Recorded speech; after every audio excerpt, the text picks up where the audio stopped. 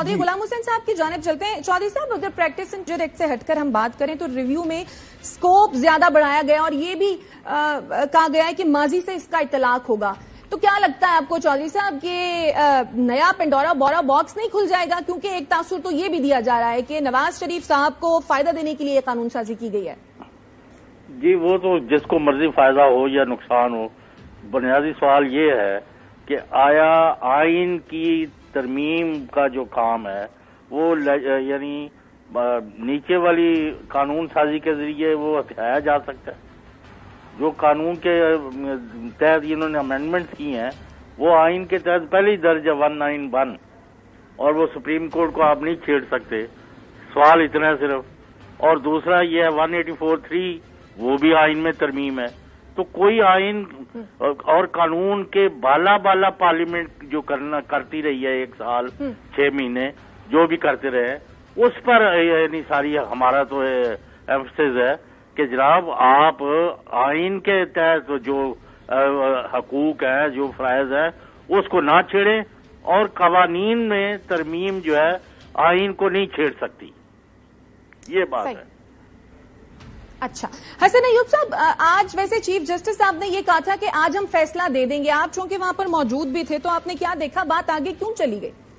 ये बेसिकली हमेशा होता इसी तरह ही है। जो वकला साहिबान है वो वक्त ज्यादा ले लेते हैं, जो कहते हैं कि मैं 15 मिनट में केस को कंक्लूड कर दूंगा। अब नैब अमेंडमेंट वाला केस जो था वो 1 साल तकरीबन चलता रहा, और ख्वाजा हारिस साहब जो है वो कह रहे थे कि मैं कंक्लूड कर दूंगा 3 दिन में, 4 दिन में। वो पता लगा कि 1 महीना जो है वो दलाइल देते रहे। तो ये एक नॉर्मल चीज है। अच्छा, दूसरी चीज मैं आपको बताऊं कि जो चौधरी साहब बात कह रहे हैं कि वो फरमा रहे हैं कि आईनी तरमीम रिक्वायर्ड है सुप्रीम कोर्ट के रूल्स को अमेंड करने के लिए। तो फिर मैं कुछ सवालात करूंगा। उसके बाद ये है कि आर्टिकल 199 के तहत सुप्रीम कोर्ट के रूल्स बने हैं, और उनका कहने का मकसद शायद यही है कि जी आईनी तरमीम होगी तो फिर सुप्रीम कोर्ट की जो प्रैक्टिस एंड प्रोसीजर वाला आप कानून बना सकते हैं।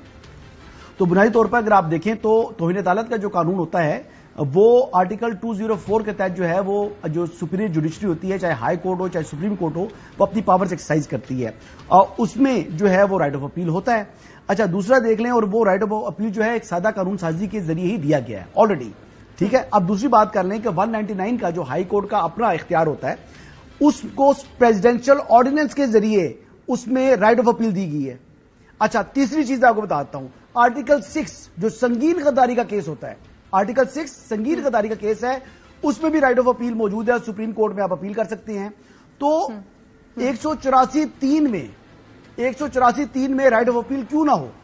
आप माजी के देखिए मिसाल देख लें, रेकॉर्डेड केस था, उसका क्या पाकिस्तान को फायदा हुआ? 184(3) ये अहमद पनसौता साहब से पूछ लेते हैं ना, अहमद पनसौता साहब से पूछ लेते हैं। अहमद साहब, क्या कहेंगे इस पर, क्या आपकी कानूनी राय है?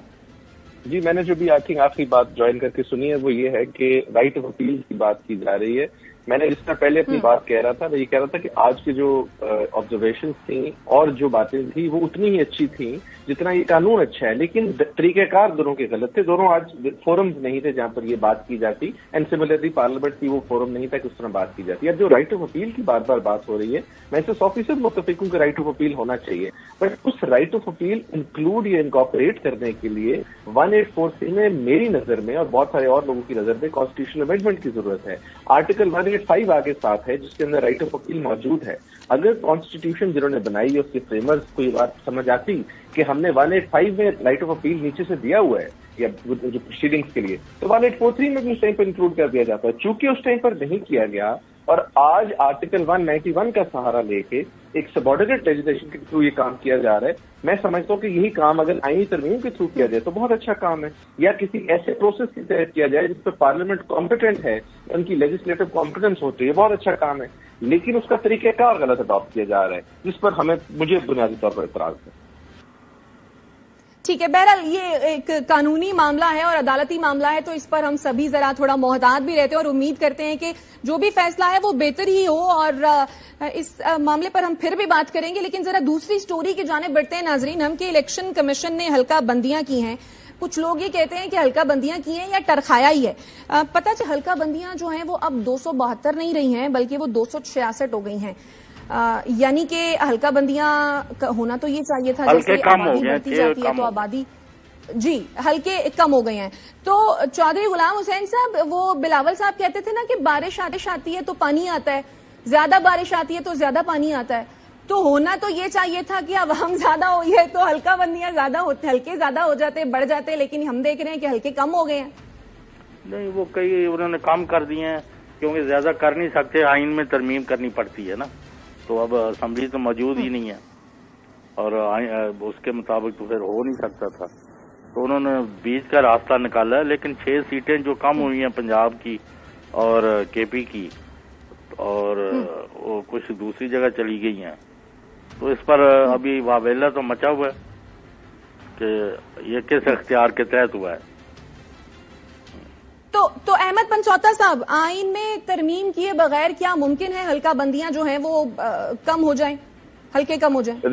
دیکھیے جی، یہ ساری کی ساری چیز اسٹیمپ کرتی ہے کاؤنسل آف کامن انٹرسٹ کا جو ڈیسیجن ہوا تھا، جس میں 2 ان الیکٹڈ چیف منسٹرز بیٹھے تھے اور بیٹھنے کے بعد یہ فیصلہ کیا گیا تھا.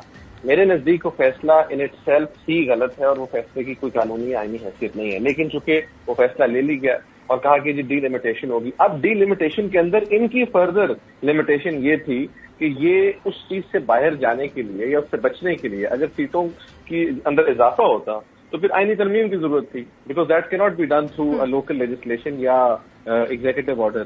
کیونکہ انہوں نے اس چیز سے بچنا تھا، انہوں نے اپنی جو سیٹیں وہ کم کرنی. آپ خود سوچئے کہ پوری دنیا میں جب بھی کبھی اس قسم کی سینسز یا نئی آتی ہیں، اطلاق ہوتا ہے یا کوئی ایسی چیز آتی ہے تو آپ کی سیٹس میں آٹومیٹکلی اضافہ ہوتا ہے.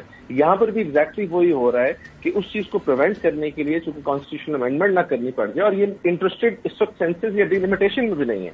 ان کا انٹرسٹ بنیادی طور پر ہے کہ کسی طرح کسی بھی سالڈ گراؤنڈ پر، جس کو یہ سالڈ سمجھتے ہیں، الیکشنز کے اندر ڈیلے آ جاتے، اور وہ سکسیسفل ہو گئے. اور الیکشنز اب جو فیڈرل ہیں وہ بھی 90 دن کے اندر ہوتے ہوئے نظر نہیں آ رہے، ایٹ لیسٹ جو بتایا جا رہا ہے الیکشن کمیشن کی طرف سے اس میں تو بالکل بھی نظر نہیں آ رہے. تو یہ this was the purpose which has been achieve. تو اس میں تو کوئی ایسی قانونی بحث اب رہ ہی نہیں گئی. تو اچھا احمد پنچوتا صاحب، کون کون سے رول وائلیٹ ہوئے ہیں اس میں؟ تو کون سا کام ہے جو الیکشن کے بغیر نہیں ہو رہا؟ پنجاب میں بے شمار ترقیاتی کام ہو رہا ہے، کے پی میں بے شمار دہشت گردی ہو رہی ہے اور اس کا کوئی مقابلہ کرنے کے لیے پلان آف ایکشن نہیں ہے، اور باقی ملک میں جو مارا ماری ہو رہی ہے، تو آپ کو کیا ضرورت ہے الیکشن کرانے کی؟ مجھے یہ ذرا بتائیں. یہ چوہے صاحب بالکل آپ بات ٹھیک کہہ رہے ہیں اور بڑی انٹرسٹنگ بات کر رہے ہیں. دیکھیں، الیکشن کی ضرورت اس لیے ہے کیونکہ میں بار بار جگہ جگہ جب مجھے موقع ملتا ہے تو آئین کے دباچے کو ریفر کرتا ہوں، اس کو ہم پریفیس بولتے ہیں، اور اس کے اندر بڑا کلیئرلی یہ لکھا ہوا ہے کہ حاکمیت اللہ تعالیٰ کی ذات کی ہے، عوام طاقت کا سرچشمہ ہے اور اپنے نمائندگان کے تھرو پاور ایکسرسائز کرتے ہیں. یہ ہمارے آئین کا بنیادی ایسنس ہے جس کے اوپر ہمارا آئین ہنج کرتا ہے. اب اس ایسنس کو چھوڑ کے دنیا کا ہر کام ہم اس آئین میں سے کرنا چاہ رہے ہیں، جس میں ڈی لمیٹیشن بھی ہے، جس میں سینسس بھی ہے، اس میں نئی نئی چیزیں ڈھونڈ رہے ہیں. اس میں آرٹیکل 224 ان کو نظر نہیں آتا لیکن 254 نظر آتا ہے. اس میں 50s میں چلے جاتے ہیں، صدر کی پاور، ہر چیز اگنور ہو جاتی ہے.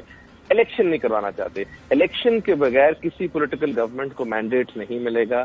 الیکشن کے بغیر کسی پولیٹیکل گورنمنٹ کے پاس یہ ول پیچھے نہیں ہوگی جس کی بیسس کے اوپر وہ آگے ڈیلیور کریں.